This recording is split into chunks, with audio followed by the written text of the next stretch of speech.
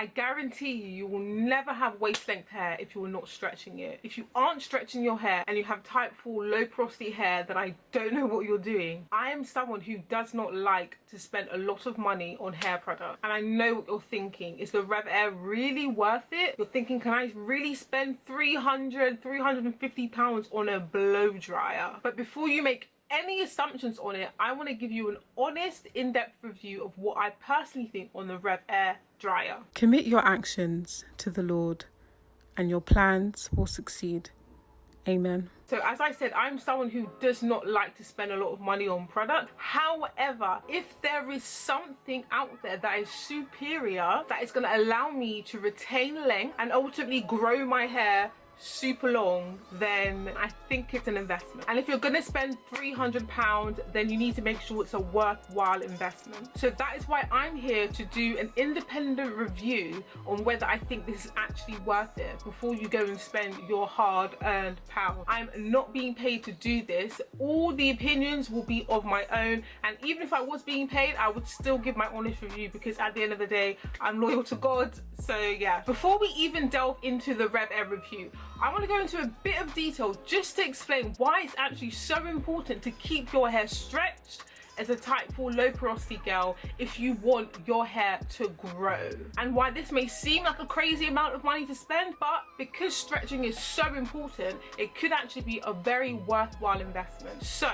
without stretching your hair, you get tangles, and tangles cause breakage, which prevent your hair from growing. If you allow your hair to shrink up and knot up, it will have tangles, it will be very knotted, and it will take a lot of effort to get rid of that mess, which can cause damage. So just to avoid that, I definitely advise to keep your hair stretched to avoid that completely. Sorry to interrupt, but make sure that you subscribe. It's free, and make sure you hit the bell button so that you do not miss any of my uploads. The next thing is single-stranded knots.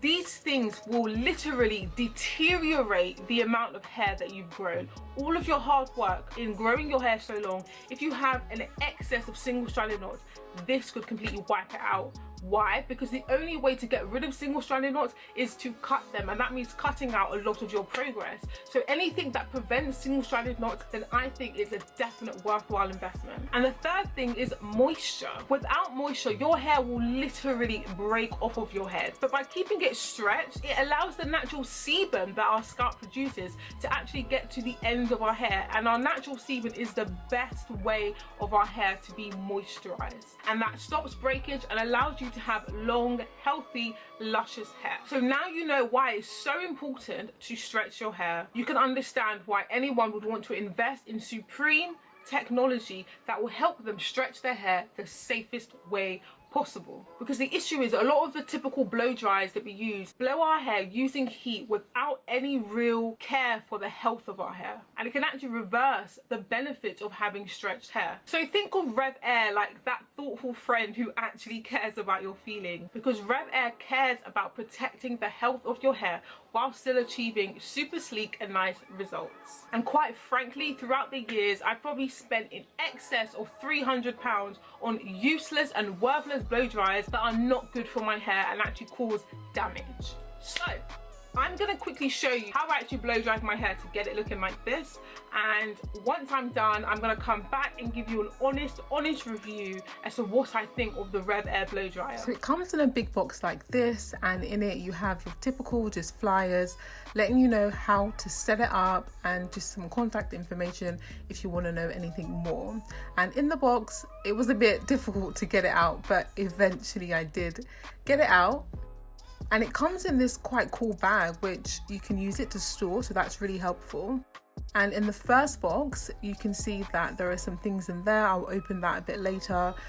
There are 2 boxes in total, and then the actual RevAir machine itself. So in that first box, you have the wand and the hose, and that's the kind of thing you use on your hair. And there was also a filter in there as well. And then that's the stand, some clips, And also they sent me a cool bottle as well, so that's quite handy.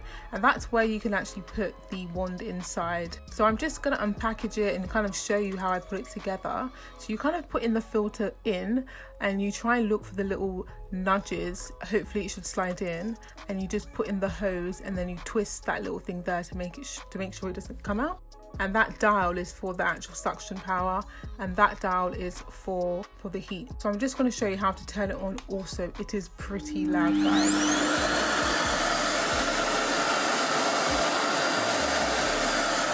So I washed my hair doing my normal routine, and I have it sectioned in these little twists. So I'm just going to apply my leave-in conditioner, heat protectant, or this blowout spray, which also serves as a heat protectant. And I'm going to detangle with this brush, and then I'm going to try and use the RevAir. So I'm going to just start with that section there and put the rest away. And hopefully this will work by the grace of God. I've already detangled in the shower and everything, but obviously natural hair likes to get tangled, so just going to go in again. My hair's actually drying up already. Try some of this heat protectant, 2 pumps.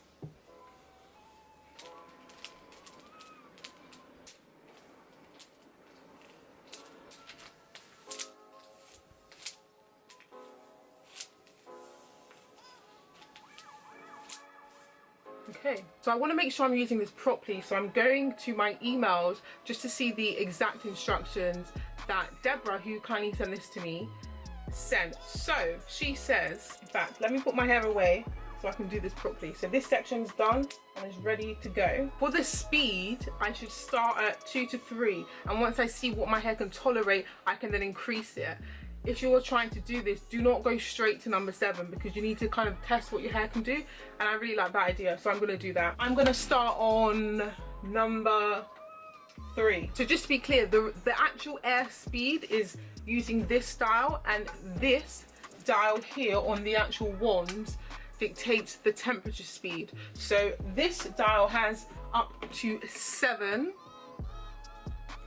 speeds, and I'm going to go accordingly. I'm going to see how my hair likes it. I guess that will determine the tension that it puts on my hair, or the suction.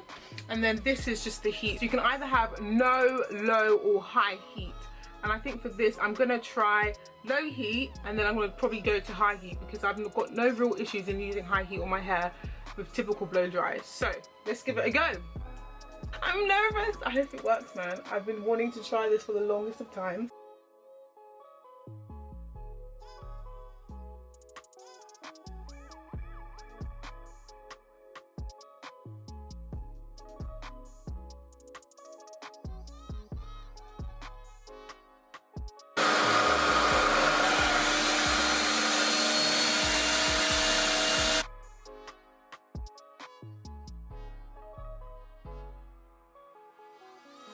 So I've tried to do that for about a minute on level 3 and just low heat, and I feel like I can definitely go up a bit in terms of tension. It's definitely drying my hair, but I want to see what it can go up to, so I'm going to try that now. Whoa!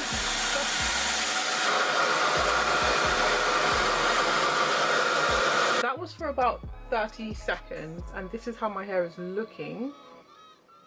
I'm going to increase the speed. I'm going to increase the heat using this, and I can kind of feel the heat, but I feel like my hair could probably take with a bit more, so I'm just going to max it out and see how that goes.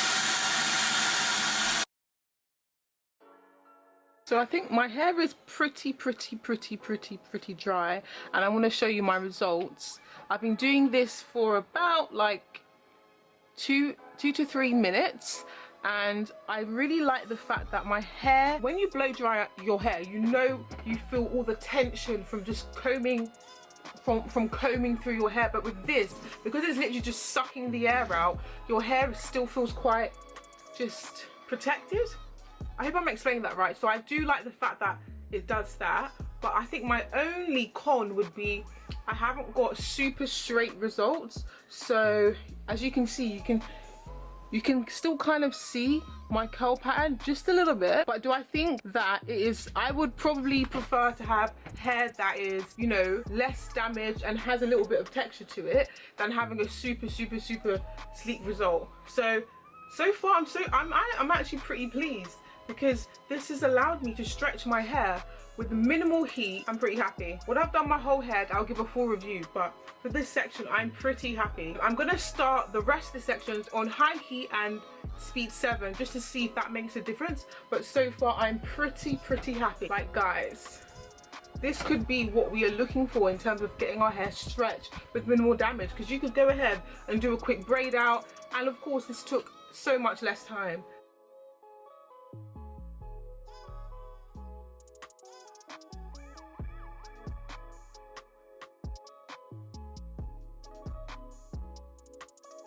What I have noticed that I've just gone over that section again, and I've tried to do it in smaller sections, and it has got rid of more of my texture. But I kind of like the look, because it looks kind of textured but kind of straight. But overall, I'm really enjoying this. Given the fact that there is minimal damage, I'm so happy. I couldn't be happier.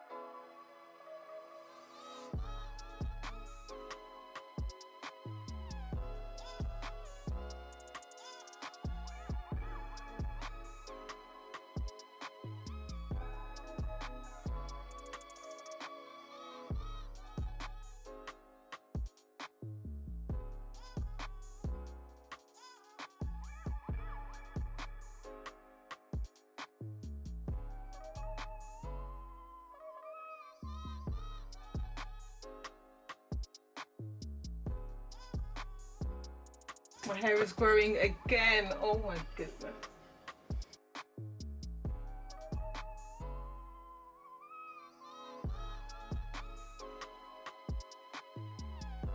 So I'm going to start with the cons, because quite frankly, there are not too many. Con number 1 is that it is quite heavy. This one, although it isn't as heavy as a typical blow dryer, because you're holding it for a reasonable amount of time, it can make your arm ache a little bit. However, because this cuts out so much more time than a regular blow dryer, I do find that my arm does not ache nearly as much as a typical blow dryer. So it's a con, but really it's a lot better than what we have out there. Another con, it is quite big, so if you do not have much space, then you may struggle to find a place to put it, because I still think it's still great technology. I still feel like it's not that much of a con because it's big.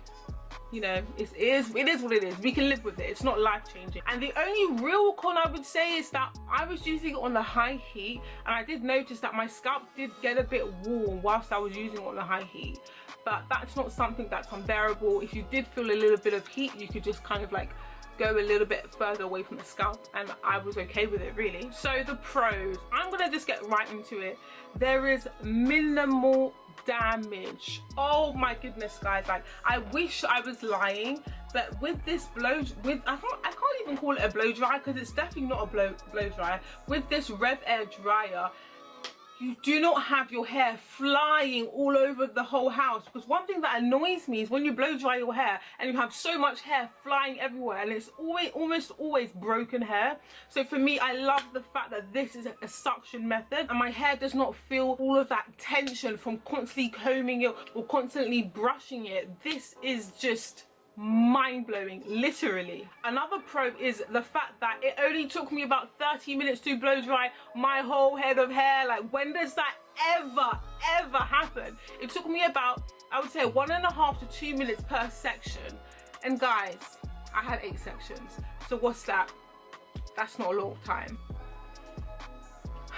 I just thank God, because look, it's hard out here to be a natural and have to spend loads of hours doing your hair. So anything that can cut me time, I am here for it. Another pro is my hair feels so much more moisturized. I apply the same amount of product, but the difference is with a blow dry, because it's blowing direct heat on your hair, it kind of strips your hair of the moisture. But with this, because it's just sucking out, so like my hair feels so much more moisturized. And as you know, if you're a natural who's trying to grow your hair very long, moisture is key.